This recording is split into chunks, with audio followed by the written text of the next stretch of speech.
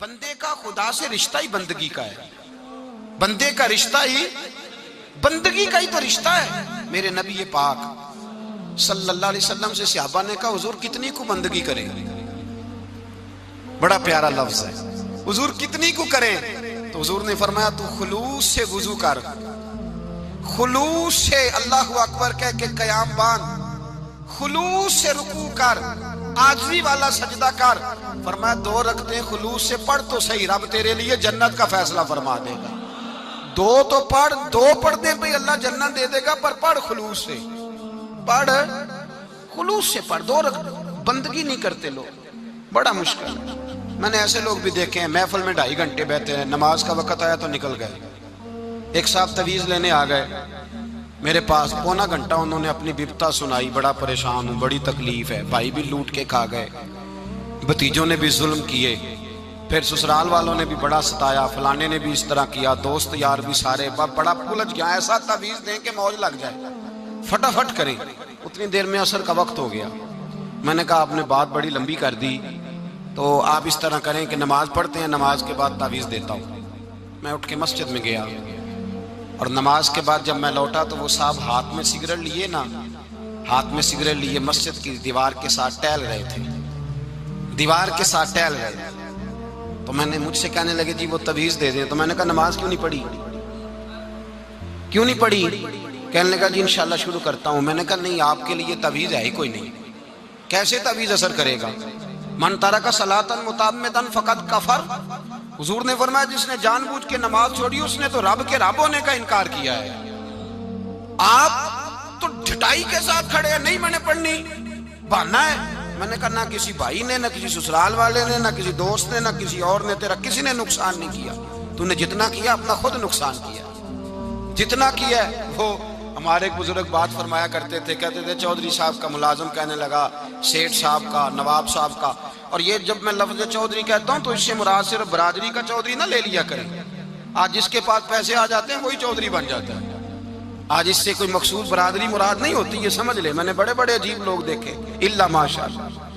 تو سیٹھ صاحب تھے, مالدار صاحب تھے, چودھری صاحب تھے, وہ باہر کھڑے تھے. تو ان کا ملازم کہنے لگا چودھری صاحب اجازت دیں تو نماز نہ پڑھ لوں. پڑھ لو.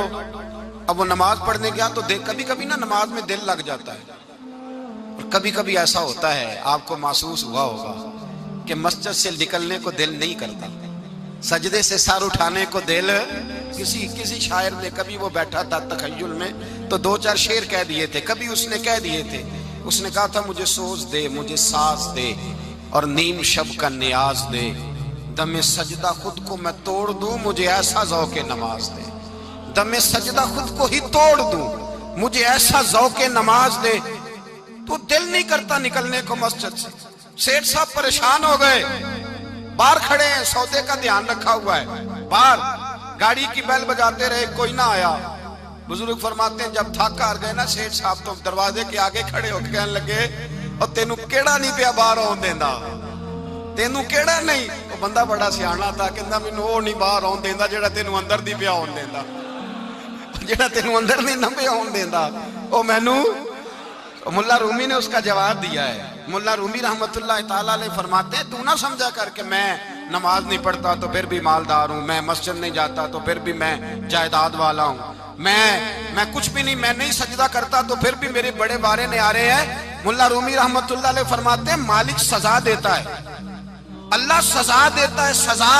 حضور کیا فرمایا؟ پیسے دے کے, اولاد دے کے, جائیداد دے کے, کہتا یہ سارا کچھ لے, باہر نکل جا, میرے گھر نہ آنا, نکل جا یہاں سے میرے گھر. اسے سجدے کی توفیق اگر اللہ نہیں نہ دیتا, تو سمجھا ہی نہیں, یہ تو سزا ہے رب کریم کی.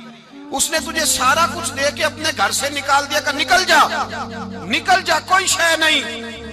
اور جسے کچھ بھی نہیں دیا, حضرت بلال حبشی رضی اللہ تعالیٰ عنہ, حضور آئے معراج سے واپس تو میرے مصطفیٰ کریم نے فرمایا بلال تو کون سا عمل کرتا ہے, کون سا عمل کرتا ہے کہ میں نے جنت میں تیرے چلنے کی آواز سنی ہے.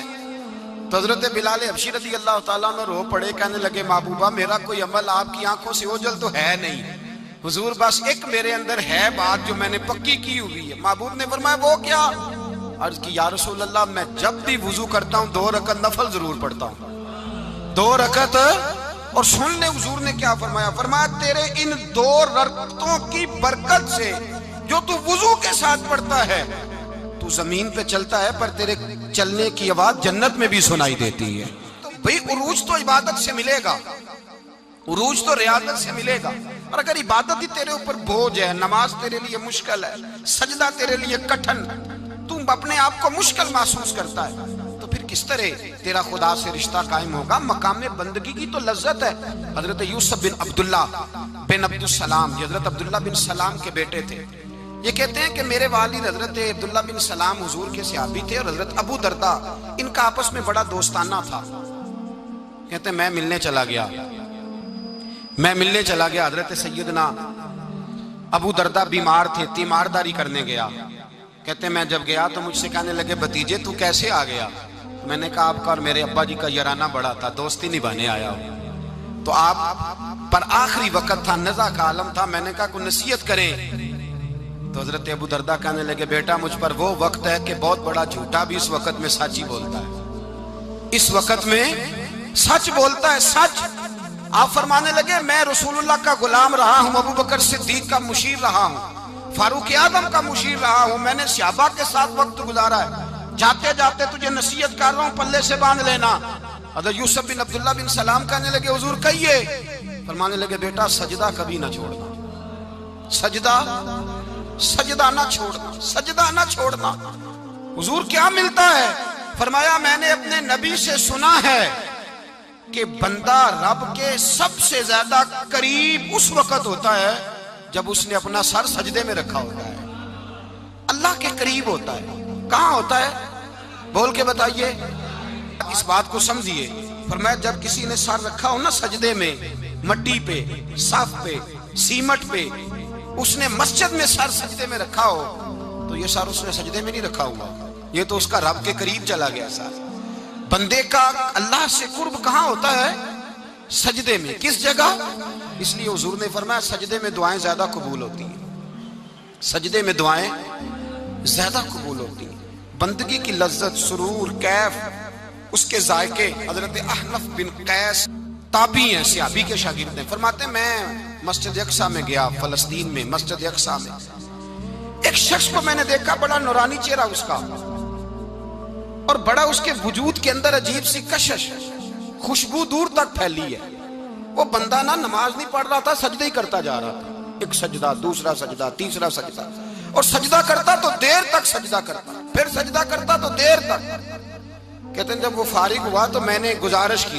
کہتے ہیں جب وہ فارغ ہوئے تو میں نے گزارش کی, میں نے کہا بزرگوں ایک بات پوچھنے کو دل کرتا ہے. انہوں نے کہا پوچھو. کہنے لگے آپ اتنے سجدے کیوں کرتے ہیں؟ کہتے ہیں میں نے پوچھا تو بزرگوں نے رونا شروع کر دیا, اتنا روئے کہ ہچکی بد گئی. پھر میں نے کہا حضور میں نے کوئی غلط بات پوچھ لی, آپ تو پریشان ہو گئے. کہنے لگے پھر رونے لگے. میں نے پھر کہا حضور آپ, میں نہیں پوچھتا سوال, کرتے پھر رونے لگے.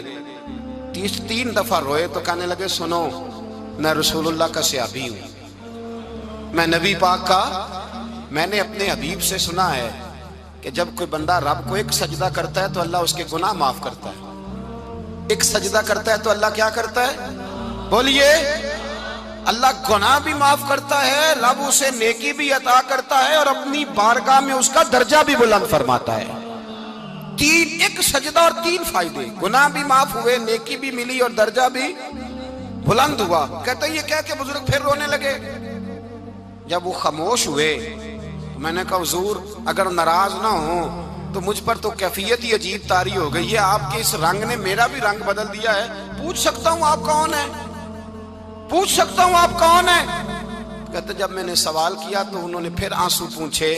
کہنے لگے میں رسول اللہ کا نوکر ابو ذر غفاری ہوں, میں ابو ذر غفاری ہوں. میں اپنی زندگی سجدے میں بتانا چاہتا ہوں. میں وقت اللہ کے حضور سجدہ کر. ہمارے ہاں میں نے اس دن بھی کہا تھا, ہمارے ہاں لوگوں نے بہانہ بنا لیا ہے حضور بخشوا دیں گے. محفل نعت 6 گھنٹے کی, نماز 5 منٹ کی, حضور بخشوا دیں گے. سنو نا جنہیں حضور بخشوا رہے ہیں, حضور انہیں بتا کیا رہے ہیں, حضور انہیں بتا کیا رہے ہیں. اللہ اکبر, کیا انداز ہے. حضرت ربیعہ بن کعب کہتے ہیں میں حضور کو وضو کرایا کرتا تھا. بخاری مسلم میں ایک دن حضور نے فرمایا سل یا ربیہ، ربیہ کچھ مانگ لو. تو کہتے ہیں میں نے مانگا تو پھر میں نے بھی وہ چیز مانگی جو سب سے قیمتی تھی. میں نے کہا حضور جنت میں وہ والا مکان چاہیے جس کی دیوار کے دوسری جانب آپ کا حجرہ انور ہو، جس کی دوسری سائیڈ پہ آپ کا گھر ہو، تو اڈی میری کاند سانجی ہو گئی، وہ والا مکان چاہیے. تو نبی پاک نے فرمایا جا تجھے دیا، جا تجھے، بولیے جا تجھے، کمال ہو گئی، جا تجھے دیا. کون دیتا ہے؟ دینے کو منہ چاہیے، دینے والا ہے سچا ہمارا. بس جا تجھے دیا. ایک میری بات یاد رکھنا. حضور کیا فرمایا؟ اپنی زندگی میں سجدے زیادہ کرنا. کیا زیادہ کرنا؟ چلو سارے بولے ایک دفعہ، کیا کرا؟ کیا زیادہ کرنے؟ تو حضور بھی فرماتے ہیں میرا جنت میں پڑوسی وہ ہوگا جو سجدے زیادہ کر کے آئے.